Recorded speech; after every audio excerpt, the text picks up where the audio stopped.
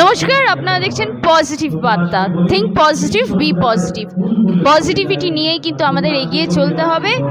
একদমই 14 তারিখ, 14ই আগস্ট, একেবারে রাত 12টা বাজতেই চললো এবং এত রাত অবধি যিনি গান গেয়ে আমাদের মন মাতিয়ে রাখলেন তিনি কিন্তু একদমই ক্ষুদে শিল্পী। প্রত্যেকেই জানে জি সারেগামাপা চ্যাম্পিয়ন 2024-25 অতনু মিশ্র। আসুন অতনুর সাথে একটু আলাপ করে নিই।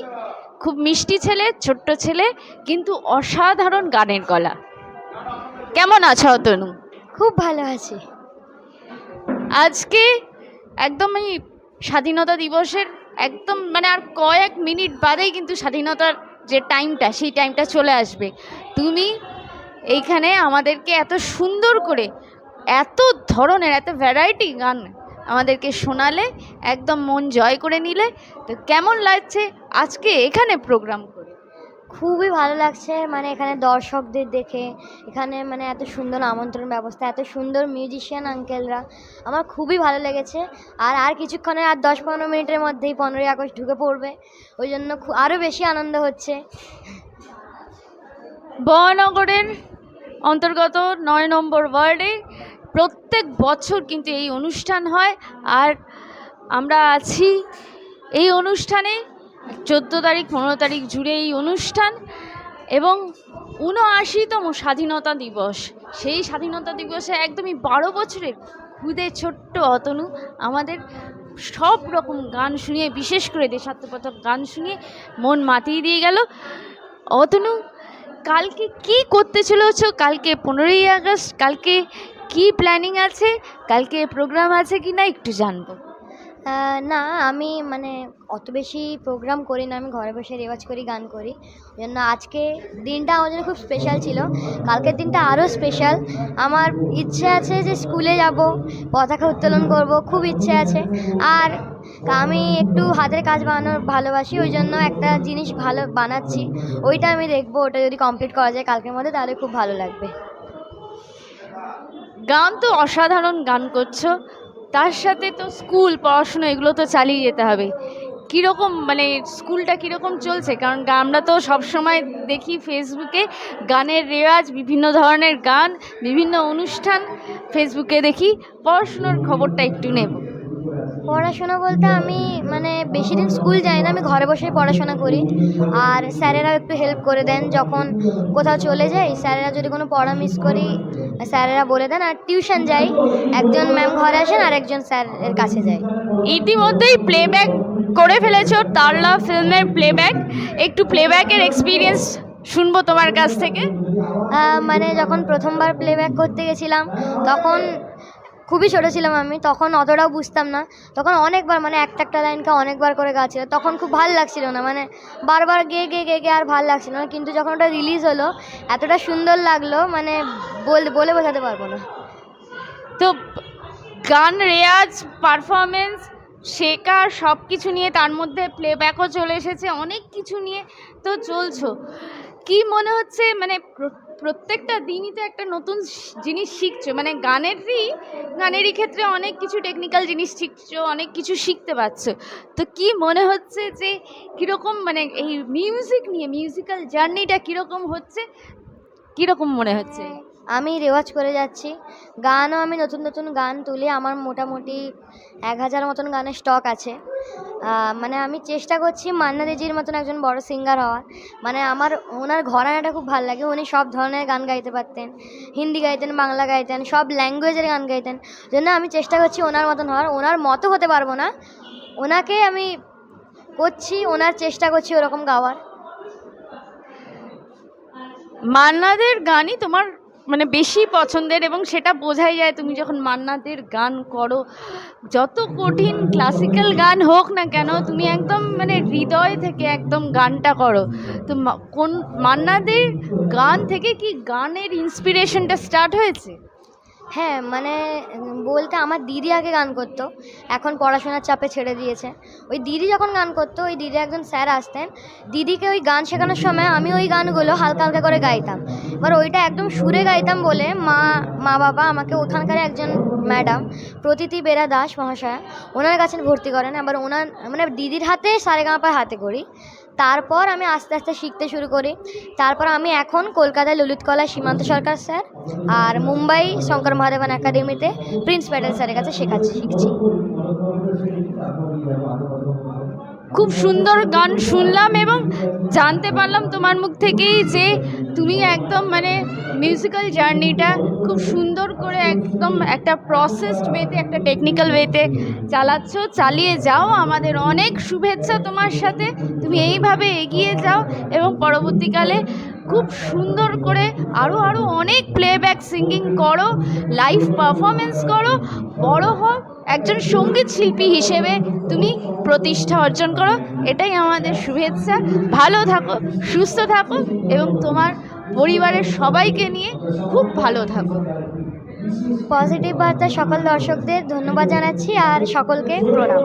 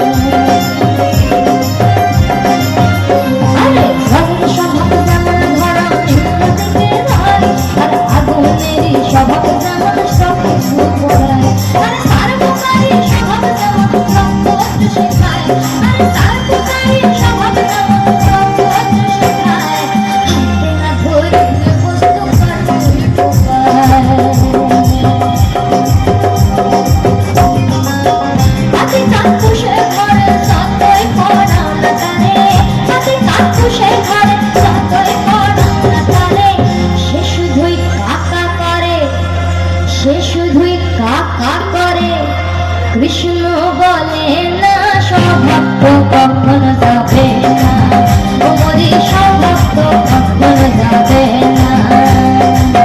দেখিলে ডোবাখানা হবে কসুরি পানা, দেখিলে ডোবাখানা হবে কসুরি পানা, বাঘে হরিণে খানা একসাথে খাবে না, সৌভাগ্য কখনো যাবে না, ওমরি সৌভাগ্য কখনো যাবে না।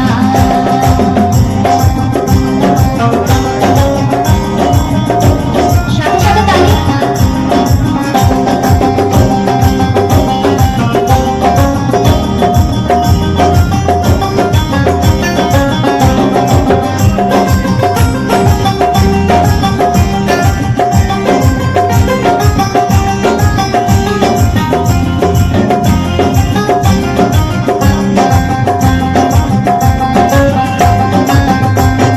সাপের স্বভাব যেমন মরে বিষাক্ত শহর, আর ছেলে ছোকরার স্বভাব যেমন পাকা গন্ডগোল। আরে সাপের স্বভাব যেমন মরে বিষাক্ত শহর, আর ছেলে ছোকরার স্বভাব যেমন পাকা গন্ডগোল। আর বিড়ালের স্বভাব যেমন মরুর মনে চায়, আর বিড়ালের স্বভাব যেমন মরুর মনে চায়, এখন শিখে পড়তেছিলেন করে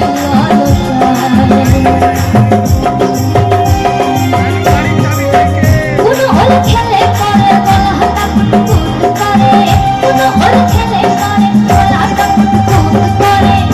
যেমন সিধেল সরে ধরা পড়ে, যেমন সিধেল সরে ধরা পড়ে, কবুল করে না, সৌভাগ্য কখনো যাবে না, ওমরি সৌভাগ্য কখনো যাবে না।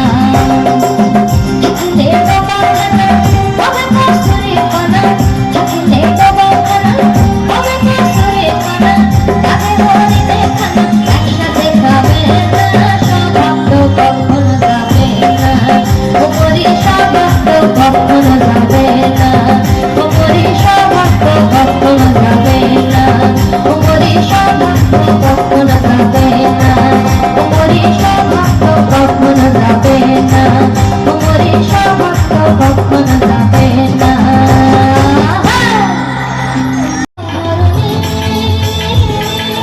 কে তুমি তন্দ্রা হরণী, দাঁড়িয়ে আমার চোখে আগে, রাঙায় মন পুষ্প লাগে, কে গো চম্পা হরণী, কে তুমি তন্দ্রা হরণী, কে তুমি তন্দ্রা হরণী।